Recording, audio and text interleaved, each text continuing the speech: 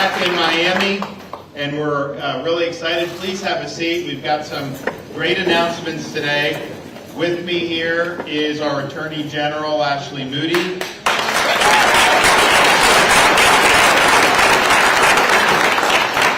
Commissioner in the Florida Department of Law Enforcement, Mark Glass. From the Homestead Police Department, Captain Fernando Morales is with us. Kevin Lochran from Wilton Manors Police Department is here. We also have representatives Fabricio and Barrero joining us from the Florida House. And we have Megan Gigliotti as a mother from Broward County, whose story we will hear a little bit later.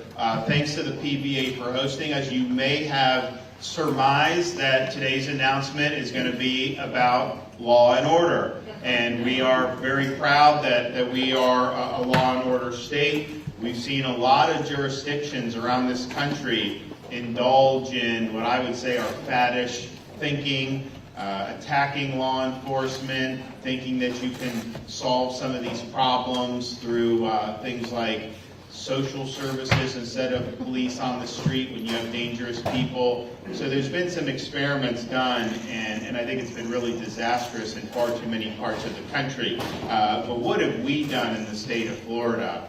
You never saw us defund police in the state of Florida, not on my watch.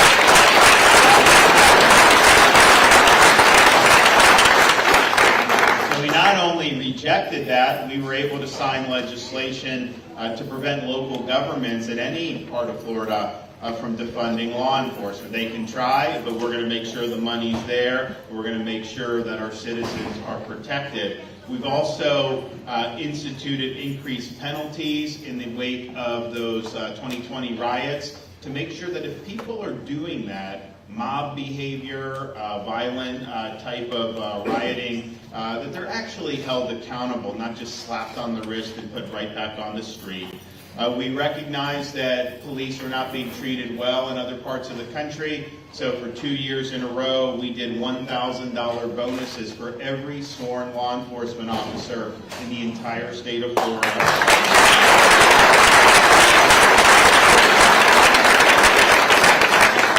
We tried to capitalize and have capitalized on our reputation for supporting law enforcement by offering recruitment bonuses, not just for people coming out of state, but also young people who've never been in law enforcement if they choose it. So our program that launched July 1st gives a $5,000 signing bonus for people that are new, and it's not just state agencies. It could be sheriff's departments and local municipal agencies. And so we've already done more than 1,000 recruitment bonuses to new officers throughout the state. And with the $1,000 bonuses and the $5,000 bonuses, the money's nice, especially when you have a period of inflation. And our $1,000 bonuses, people say, like, well, you know, what about the tax? We paid the taxes on that, so you actually got a $1,000 take home, which is very important. But people appreciate that, but more than the money, I think it's just showing, hey, the state of Florida really appreciates what I'm doing, that they would send us this bonus payment, or the state of Florida really appreciates the fact that I'm joining in Florida by doing the $5,000 bonus. So that really, I think,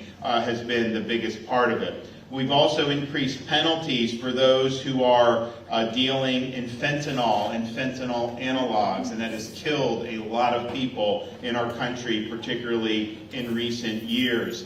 We have worked to help with the border issue in Texas, because you've seen so many amounts of drugs, you've seen criminal aliens pour in, and we had state law enforcement down there for a period of time. We've also taken a very strong stand against the idea that prosecutors can pick and choose which laws that they enforce. You know, our view is if you disagree with the law in the books, run for the legislature and try to change it. But you do not get to be a law unto yourself. We had an example of that in Tampa, and so we suspended that prosecutor.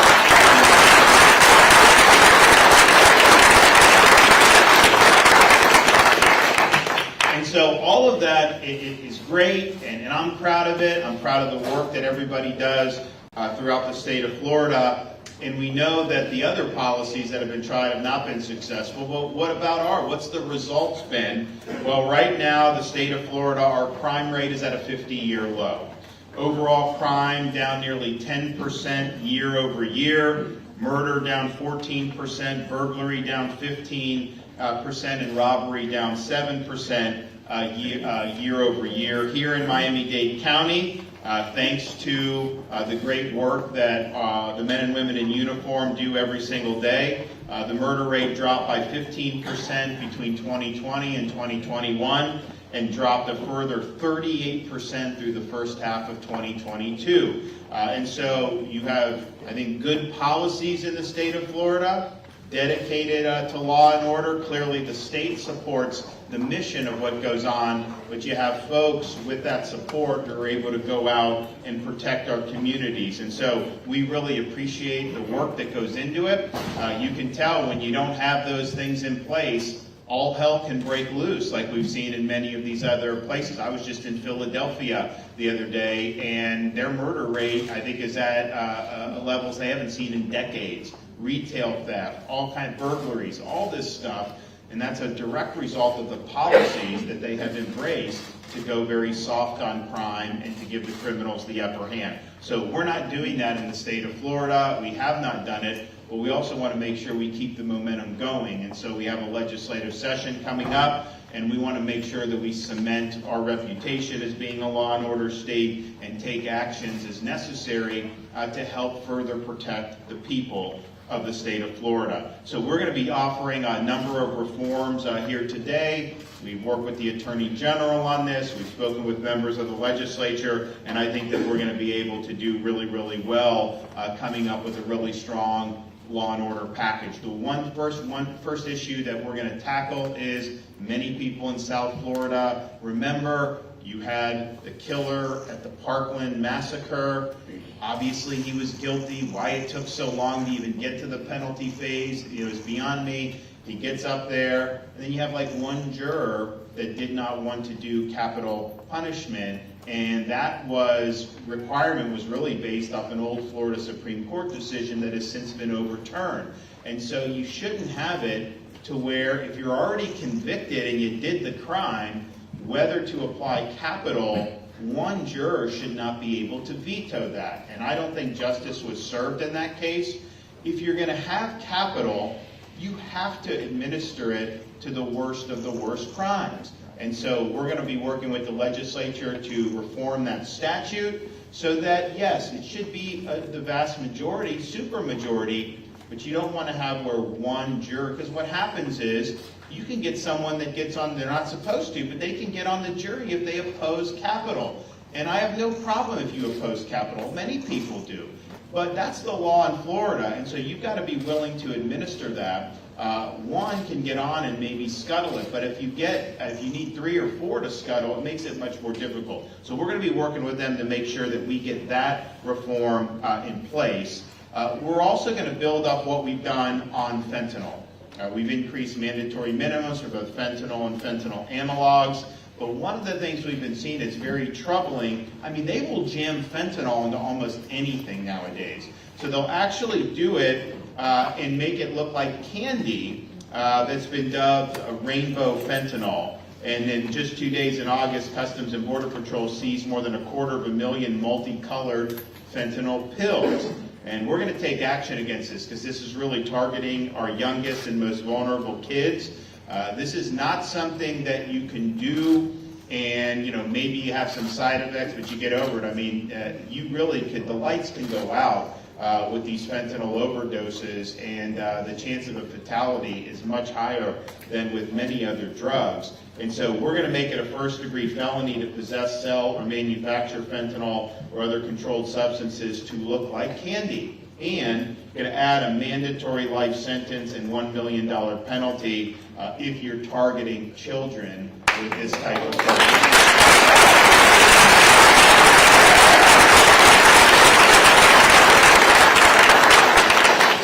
Now, arrests for fentanyl and opioids, as many people in this room understand, are routinely made by our local law enforcement agencies. And we know that not every county has as much money, say, as maybe Miami-Dade County does. We know that there's a need to have costs covered for some of the things that go into this. So we're going to include another $20 million in my upcoming budget recommendations in local support funding for law enforcement agencies to increase efforts to interdict and apprehend the illicit sale and trafficking of fentanyl. And I know that that money will be very, very well spent. We also have, from the very beginning in the state of Florida, rejected the idea that you get rid of things like cash bail, like they did in New York and like they just recently did in Illinois. New York, I think, was one of the first states that had done this. When the policy first went into effect, the first week of their no cash bail policy, there was a woman in New York that was arrested, released, and rearrested 4 times in 7 days. First, she smashed a window to break into elementary school and pull the fire alarm. Arrested, released. Then she sprayed graffiti on a bank, caught and released. Then she broke into somebody's car, arrested, charged with grand larceny, released. And round out this terrible, horrible, no good, very bad week of being an unpunished outlaw. She tried to steal a can of beer from a 7-Eleven on her way out. She threw a rock through the window of the store. And so what I found when you look at some of the incidents that happen around the country, but including here in Florida, we've had police officers killed. And you look at the guy's rap sheet, and some of these people have been arrested and released like a dozen times, 15 times, and you're thinking to yourself, what is going into them being put back out? It seems like there's people don't want to take full responsibility for dealing with some of these problems. So we're not going to do like New York or Illinois for sure in terms of doing any of that. But we also just want to make sure that if somebody is committing criminal offenses, of course you have due process, you go through, they got to prove you guilty, that's the state's burden, and that's how it'll always be. But just cycling people back out on the street if they can commit additional crimes, that is not helping these communities. So we're going to make sure that things like New York and Illinois and what happens do not happen in Florida. And so we are going to limit who is eligible for release prior to the first appearance. I mean, if you are charged with something that's really serious, I think that the expectation should be that you remain until your first appearance. We're going to make sure that judges are the ultimate decision maker when it comes to detention. Sometimes, the prosecutor just let them go, and we have different flavors of prosecutors, as people have seen, in terms of how they view some of these things. And then we are going to require a detention hearing be held prior to trial for dangerous crimes. Part of what we need in Florida is a uniform standard with respect to bond. And that has to be done through the Florida Supreme Court. So we're going to be petitioning the Florida Supreme Court to establish a uniform bond schedule that all state courts must follow. And I think, some of these offenses, if you've had priors and all this, we've just got to be really strong on this, because it's really a small subset of people who commit most of these crimes. So why would you want to put them back on the street so they can commit more crimes as this is going on? So we're proud that we are doing the opposite of what states like New York are doing, and there's a wonder why people are wanting to come here. No wonder, and they're trying to flee some of those other areas because the communities aren't safe like they need to be able to do. Sex crimes and missing persons. So there was a Supreme Court case that was done probably about 10 years ago, within the last 10, 15 years, 5-4, and they said the Constitution does not allow capital punishment for anything short of a homicide.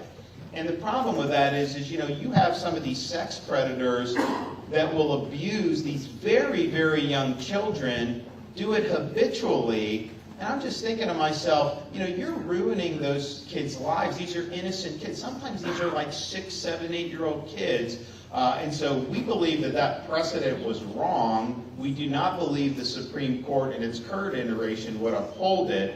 And so we are going to be exploring ways to facilitate some capital trials if you have the worst of the worst. And these people don't care. They are unrepentant. They don't care about these children. They will do whatever they can to satiate themselves at the expense of very, very vulnerable people. So I believe that if you have somebody that's done that, I believe the only appropriate punishment that would be commensurate to that would be capital. We understand that.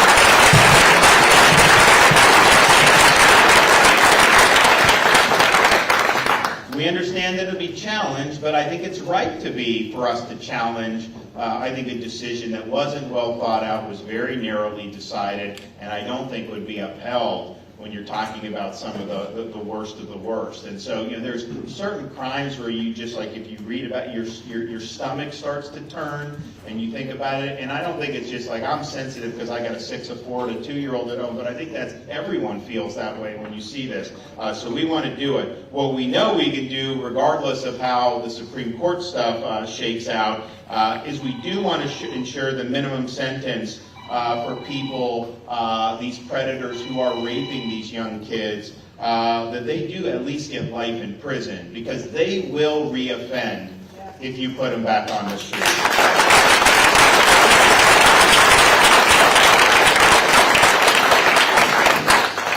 We want to make sure that we have all attempted sexual misconduct offenses, including attempted sexual battery, be included in the list of crimes ineligible for game time while serving their sentence. So you can commit the crime fully, no game time. If you're stopped and you attempt and you fail through no potential, not because you decided not to do it, then somehow you're eligible, but your criminal intent was the same as what somebody who actually committed it. So we are going to do that, and we think that that'll make a big, big difference. So at the end of the day, all systems go in the state of Florida. I think what we found out across the country is don't take safe communities for granted. New York went through all this in the 70s and 80s. It was a disaster. They brought in Giuliani, and then they had a real change in approach, and it was really, really good policing. It was very difficult work, but it made a huge, huge difference. They dealt with small offenses because they knew if you allow that to happen, it builds to bigger offenses.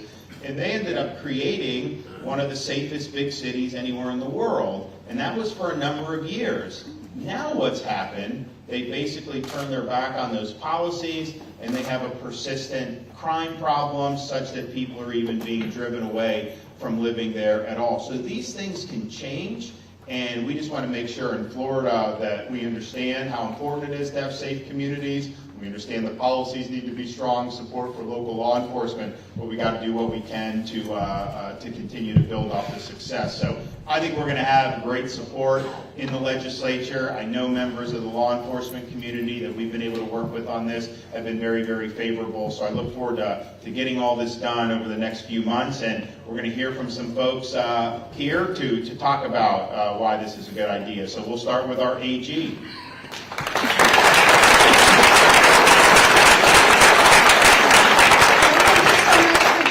Today, 100% certainty, I have the best Attorney General job in the nation, working with this governor. All the time, safe communities don't happen by accident. And any time I have come to him, that you have come to him with a problem and said, this is happening, that can't be happening. How many times have you heard that? That can't be happening. Or when I hear about some of these national issues, like, why is that happening? Whenever you bring it to this governor's attention, he doesn't just sit back and wait to see if it gets fixed. He doesn't just sit back and wait to see what happens to us in Florida. He goes there, he is proactive, he starts talking to people about how we fix it. I really wish this country was run the same way, didn't you?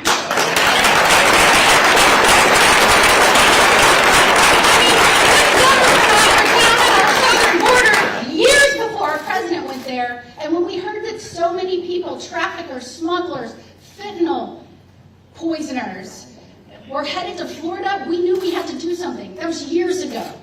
And is it any doubt that we are now seeing fentanyl poison Americans at record rate? Last week, I shared a study that our youngest of children, under 14, the number of our young children that are now poisoned by fentanyl is skyrocketing. It's quadrupled by 2021.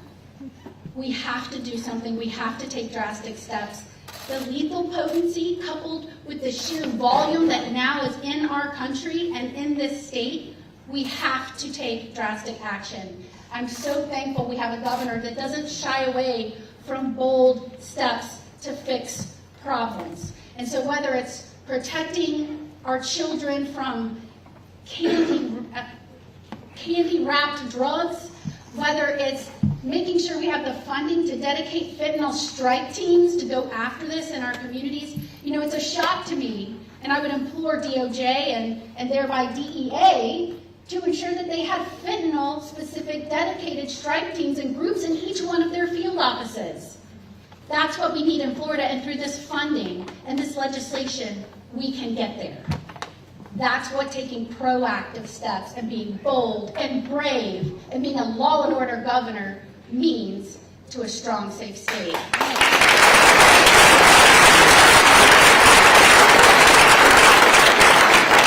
And you see nonsense in LA, in Portland, in Chicago, in New York, as violence and crime is skyrocketing. When you see leaders come in, those that have run for an executive branch office that are charged with enforcing the laws given to them, say we're now going to try out soft on crime policies and cater more to the criminals than we do to the law-abiding citizens that are trying to keep their kids and families and communities safe. And when you see what's happening, and when drug agents arrest cartel members with tons of drugs and they're released before they see a judge, or someone's arrested 100 times in New York and again they're released, that is not common sense when it comes to criminal justice policy. In fact, common sense does not seem to be very common anymore in many parts of this nation, but it will reign supreme here in Florida.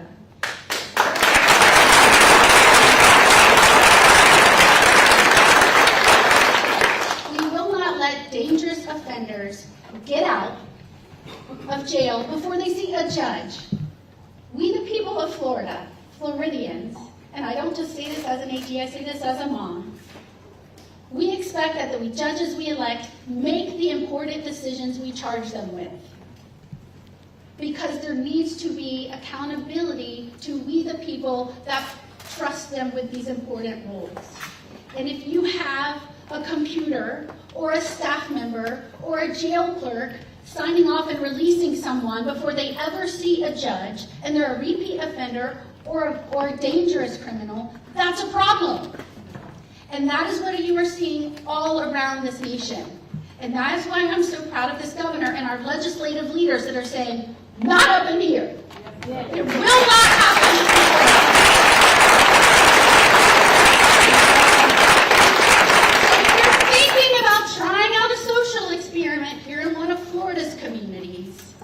There will be safeguards, there will be assurances that the community understands the law will protect them, that we won't try out these experiments in your community.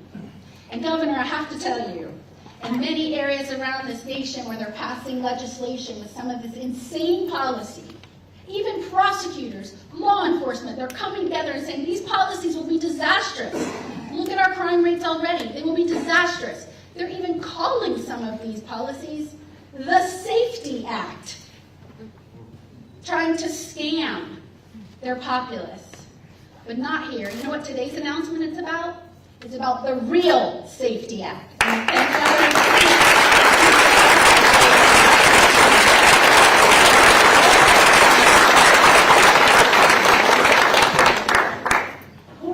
I'll tell you what, I have the best law enforcement job there is, working for the governor, and I thank you so much for having me here today. I'm FDLE Commissioner Mark Glass. Keeping Florida's communities safe is the cornerstone to the overall success of Florida. From economic development to tourism to education, it all starts with public safety. Governor Ron DeSantis knows the importance of keeping Florida's families safe. And because of that, his commitment to Florida law enforcement is unprecedented. I often hear from our partners. I hear from chiefs, I hear from sheriffs, I hear from troopers, agents, officers, deputies. And they say how much the governor's support means to them and their families. So many of our law enforcement colleagues across this country, they just don't have the support and leaders like we do here in Florida. It's no secret that law enforcement has experienced significant challenges over the past few years. And while Florida is a bright light for those who wear the badge, we aren't immune to these challenges. Fentanyl, you've heard here today, is an example of its killing 6,000 Floridians each year. Illegal fentanyl is being manufactured in Mexico and smuggled across the southern border. It is cheap, odorless, and tasteless. So Mexican cartels are mixing this fentanyl in a variety of drugs, including Adderall, Xanax, and making counterfeit prescription pills. But it's just not drugs. We know Florida is often a destination state for illegal immigrants. And the effects of illegal immigration present a real cost to our citizens, both in terms of increased crime and stretching our law enforcement resources. With the support of Governor DeSantis, FDLE, and other law enforcement agencies have teamed up with the Florida Highway Patrol Criminal Interdiction Unit. The goal is to suppress criminal activity on the Florida highways and enforce violation of Florida statutes, including human smuggling, human trafficking, illegal drugs, and firearms. As a result of the 4 interdictions in the past 6 months, more than 200 individuals were arrested and charged with felonies, including 38 human smuggling charges and 66 drug charges. The total value of the drugs seized were nearly $630,000, and we also seized stolen vehicles and firearms. And with the governor's support, we will continue to organize and implement these interdictions. Our mission is one we all can agree on, to keep Florida citizens and visitors safe. Because at the end of the day, it doesn't matter who you are or where you're from. If your purpose is to come here to this state and hurt others and commit crimes, we're looking for you. We are looking for you.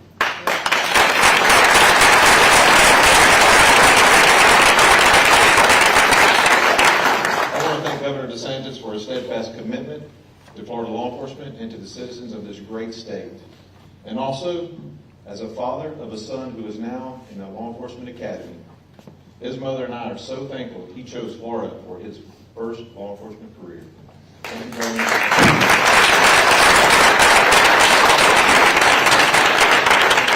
Good afternoon. As the governor said, my name is Captain Fernando Morales with the Homestead Police Department. And as you said, you have the best job and you have the best commissioner job. I think I can say for my brothers and sisters in law enforcement that it's a good time to be a police officer or in law enforcement in the state of Florida. Thank you.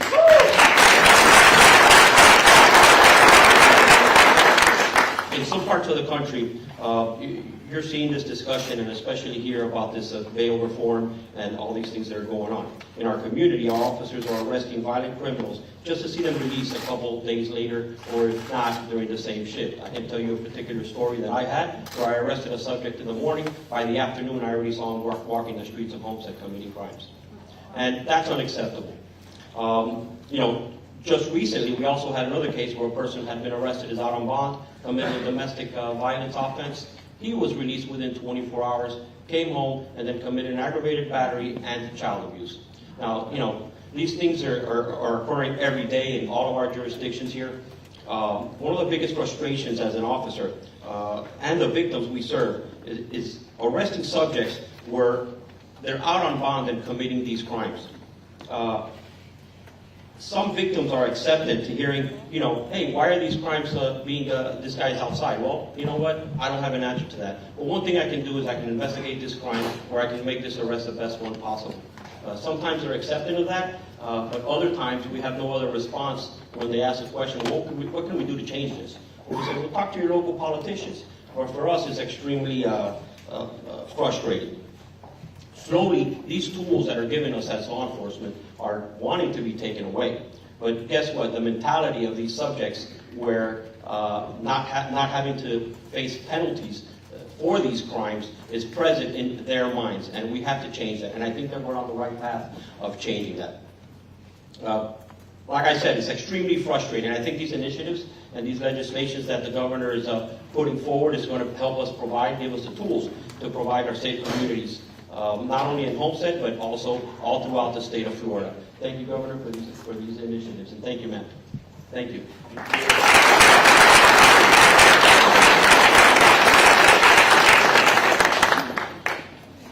First, I want to thank the Governor for hosting us today and shedding light on such an important topic. My name is Kevin Lockridge. I'm a law enforcement officer with the City of Walton Manors Police Department in Broward County. I'm also the Vice President of the Broward County Police Benevolent Association. I've been a police officer since 2010 and have served with the Walton Manors Police Department since 2012. About 3 years ago, our agency established a Narcan program which allowed our police officers to carry Narcan on their persons to save lives. Since then, I personally have administered Narcan to citizens in need numerous times. I have now received approximately 3 life-saving awards because of different situations where I was able to use Narcan to stop an overdose death. Unfortunately, when I was originally contacted by the governor's staff in regards to what happened in these particular situations, I couldn't even recall the exact situation or the details of the situations because there's been so many of these life-saving interventions now that it's hard to keep track of them. In the last month, we revived 2 homeless people who were using drugs on a local bus stop. It ended up that the drugs that they had purchased had been laced with fentanyl. We had to Narcan both of them, and it did end up saving both of their lives. These 2 are very well known in our community, and we deal with them on a daily basis. In the past week, we responded to an overdose call where the victim had overdosed, had received Narcan, and then decided to run away from us because he believed that he had a warrant out for his arrest. I've had situations where we've had to break windows and pull people out of cars after traffic crashes that they've been involved in due to the overdose in order to administer them Narcan and bring them back to life. The list goes on, and it's almost a daily occurrence. Now, these rescue calls that we are running are not necessarily the bulk of the work that we are doing, but at its height of response, about a year ago, we were running up to 5 calls a day just in our small city. Now we're about 1 to 2 a day. As great as it is to rescue someone in need, there's nothing more heartbreaking when we don't get there in time. There was another situation where we went to an apartment and found a man who had been using. I administered Narcan to him and began performing CPR as he did not have a heartbeat at the time. Fire rescue responded. They continued the life-saving intervention. However, it was too late. He was declared brain dead and he died later, even though we administered all the care to him. The lethality of fentanyl is very hard to overstate. As police officers, we don't complain about the dangers of our jobs because we are committed to keeping our community safe. But the harsh reality is that fentanyl is not only poisoning our human officers and community, but also our canine officers, as well as the consequences can be tragic. In November 2016, we didn't know much about fentanyl. It had just started hitting the street. And we had 2 police dogs that we used to execute a search warrant that were almost killed because of suspected overdoses. Regional law enforcement was executing this search warrant with these 2 officers that were German short-haired pointers. We knew that there were drugs in the house because the dogs had done what they do best and indicated to us that there was odor of narcotics present. We saw some residue in the search area, but we weren't sure what it was. Once my colleague who handles these dogs finished the sniff with his drug-sniffing dog, he put him back in his cage in his truck and got his currency sniffing dog out of the vehicle and began the sniff with that second dog. He finished the sniff with the currency dog, came back to the car, tried to give his drug dog some water, at which point he started realizing that his dog was not acting the same. He was showing signs of sickness and was not his usual playful self, didn't want anything to do with the water or any toys that he had, so he very quickly rushed both dogs to a nearby animal hospital. He called ahead and informed them that the dogs were not acting normal and that they had just conducted a search warrant. Upon arrival, doctors administered Narcan to the dogs. The first dog was immediately administered Narcan and brought the dog back. The second dog, the currency dog, started displaying symptoms while the first one was being cared for. So the second dog also received Narcan, and they both were brought back. Thanks to the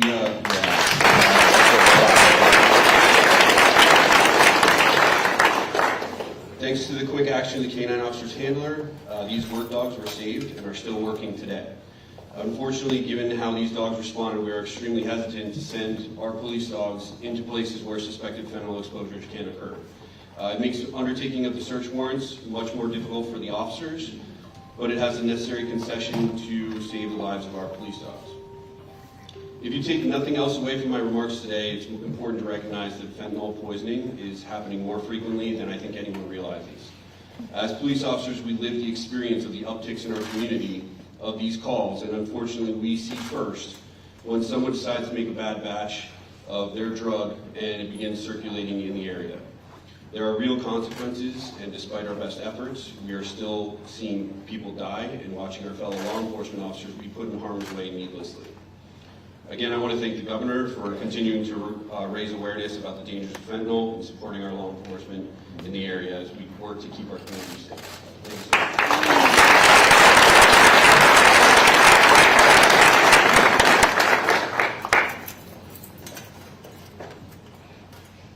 Good afternoon.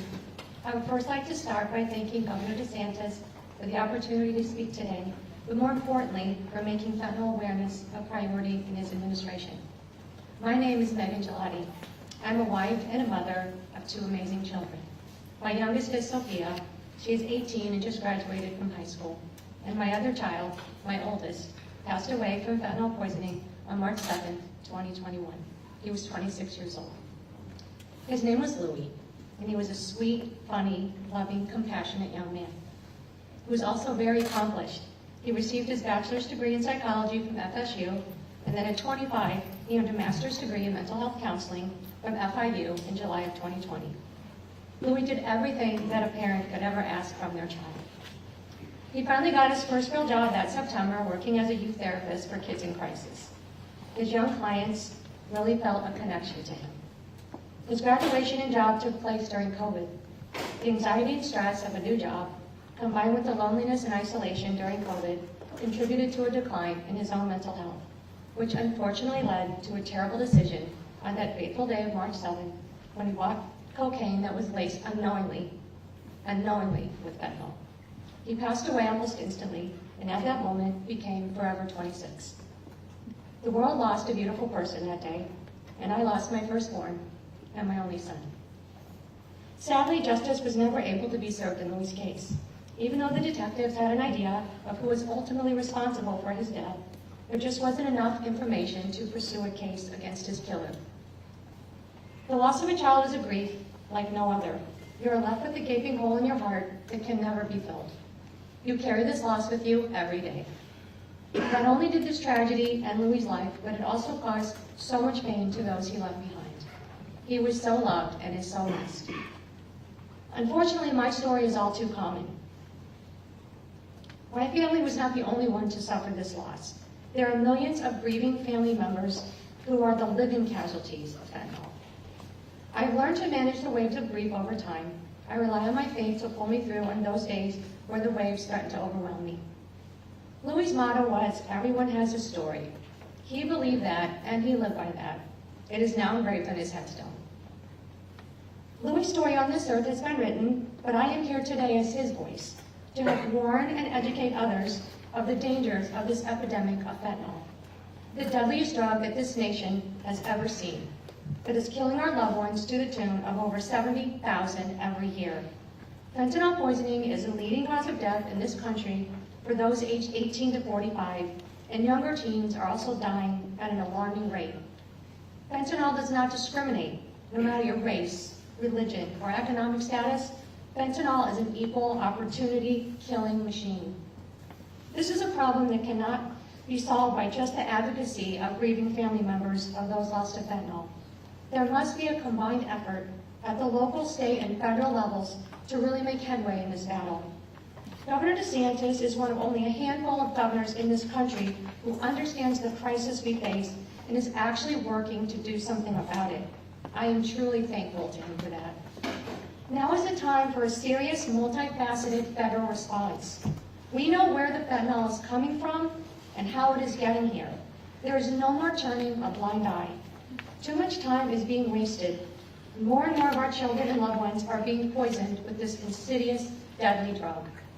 Again, I thank Governor DeSantis for his brave efforts to bring this matter to the nation's attention. He is showing us that if we are willing to address this issue, we can begin to attack it. I ask that other governors and our federal elected representatives do the same and join Governor DeSantis in his efforts. Louis, you're right. Everyone has a story, and yours lives on. I thank you so much for your attention, and God bless.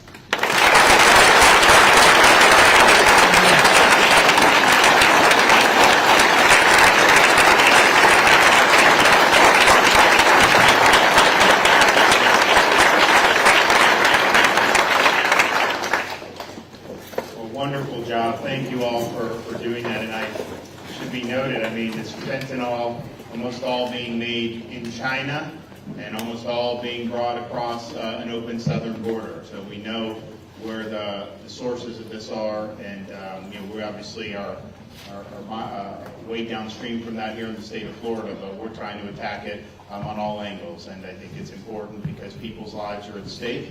And there's not been very many things. You look at the number of people that have died from this.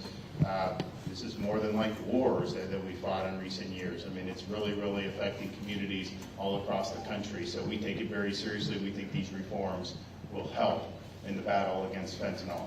Okay, any questions? Governor DeSantis, while we're getting on the eve of another legislative session, another problem here, besides just fentanyl, is also high rent costs. Is there anything you can push state lawmakers that could ease the burden that renters have here in South Florida and across the state? So the question's about living costs, particularly with rent. I mean, I think some of it was being driven by the worst inflation we've had in 40 years. And so people's utilities, everything, gas, all that has gone up over the last few years. And of course, the rent was a big part of that. I do think because we have so much multifamily that's been under construction in Florida, you are going to see more of that come online. There has actually been, because I think 2021 was like through the roof. You've seen an ease up in terms of the increases. The Senate President, number one priority is to help provide more affordable housing throughout the state of Florida. So she's working on a very big proposal. You guys will be hearing about it very soon. I fully anticipate to be able to throw my support behind it, but I think it's going to cover a lot of different aspects of this. Part of the issue with South Florida is just this has been one of the number one places to go to over the last few years because you had so many other areas that were basically Faucivilles. So who wants to live there? They want to come to Miami. They want to move and do this. I mean, that's just the reality.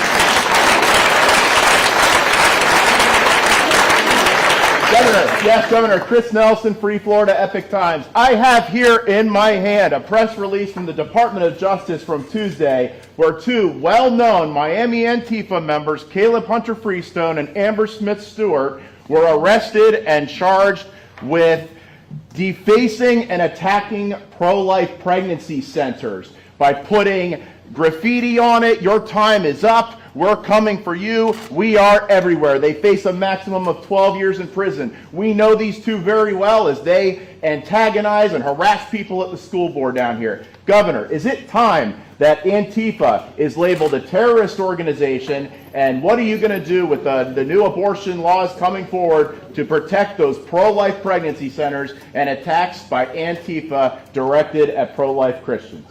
Well, I was actually surprised to see that case brought because the Department of Justice had not been willing to hold those types of perpetrators accountable. Meanwhile, on the other side, you could have a pro-life advocate's got a picket sign and they're going to treat him like he's some hardened criminal. So there was a massive imbalance about how that's been handled. So to see that, I think, was a step in the right direction. They should be held accountable. What they are doing to try to intimidate these crisis pregnancy centers is wrong. And if there's things that we can do on the state to bolster that, we will support it. But just be clear, the DOJ has been asleep at the wheel on this for a long time. So I'm glad to see it. I am surprised to see it, but they need to do a lot more. Yes, sir. Governor, when it comes to the bail changes proposal that's happening here in Miami-Dade County, part of it is a computer program that will decide if somebody is risky or not to let go. Do you have a position on if those computer programs should be used in this? I don't know enough about it. I would just say my view would be I'd be very careful to think that somehow some algorithm is going to be better than human wisdom and human experience when you're talking about somebody that's a judge. And also the good thing about it is if you have a circuit judge, that person can be voted out of office if they're releasing criminals. You can't vote an algorithm out of office. And so it's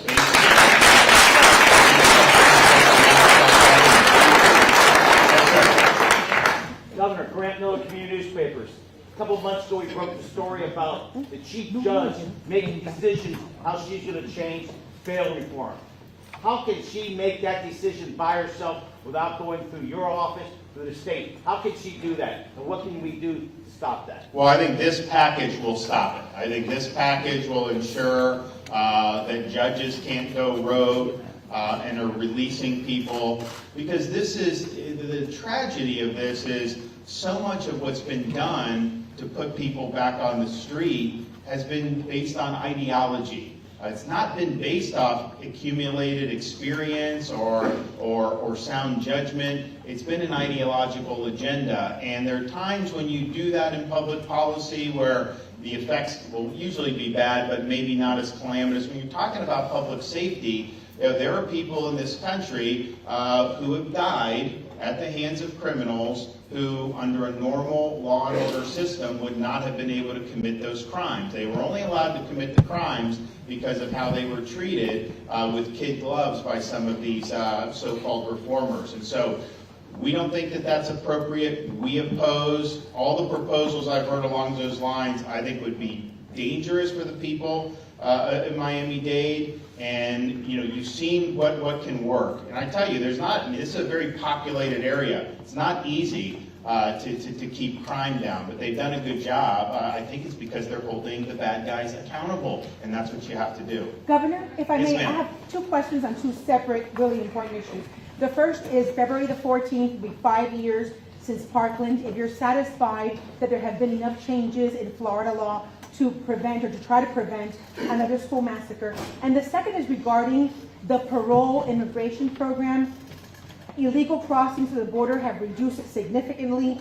The immigrants coming in through that program are checked and they have a sponsor that's financially responsible for them. But there is a lawsuit that Florida is a part of. What bothers you about that program? They're not following the law. That's what bothers us. So parole is not a license to nullify the law. And what they're doing is they are applying rules that are in direct conflict with the law. So we are a country based on the rule of law. If you want to change law to make the border even more open, you could do now. I would not support that. But the reality is they are just amending the law through executive fiat. And so Ashley has been leading that case. We believe we're going to win that case. I don't know when the judge is going to rule, but clearly they know what they're doing with that respect. And I think that it's just, when you talk about some of the things that they've been able to do, they don't have a handle of what's going on. I mean, you could sit there and say we're going to give these people parole, even though it's not lawful, but how many other people have come? What has happened as a result? And it's been a really, really difficult thing, and they haven't exercised the proper leadership on that. Now, in terms of Parkland, we did the grand jury, the statewide grand jury. Soon after I became governor, of course, I suspended the sheriff, and the Senate terminated him from Broward. And you've seen changes in the school board and the superintendent and all that. So before I became governor, nobody had been held accountable for any failings. Now people have been held accountable. And so I think just having accountability is going to make it less likely that somebody like this guy gets passed around the system and everybody turns a blind eye, knowing that this guy was a problem. When that happened, the people in Parkland and throughout probably Broward, of course it was him. That's what they knew it was him without even being told that, because it was obvious that this guy was that. We've also dedicated close to $1 billion in my first 4 years as governor for school security. And these are common sense things that go a long way to be able to deter potential assailants. And I think what happened with Parkland and some of these others, Columbine, is they view the school as like a soft target where they can get maximum impact. And I think what we've been able to do in Florida is say, actually, it's not a good target for you. You're going to be met with resistance. You're not going to succeed. And so that's important. So we'll keep doing that, and we've been able to do a lot of legislative reforms. But I will say that does tie in here that I mentioned with the lack of a capital sentence. When this guy takes out all these innocent students, and some adults, but mostly these innocent students, and he ends up going to be in jail or in prison on the taxpayer dime, and it's just wrong. And so we've got to get right on that. That was a bad Florida Supreme Court decision that has since been reversed and rectified. And so let's work with the legislature and make sure that going forward we have justice. And justice is not one person nullifying an otherwise appropriate and lawful sentence. All right, thanks everybody.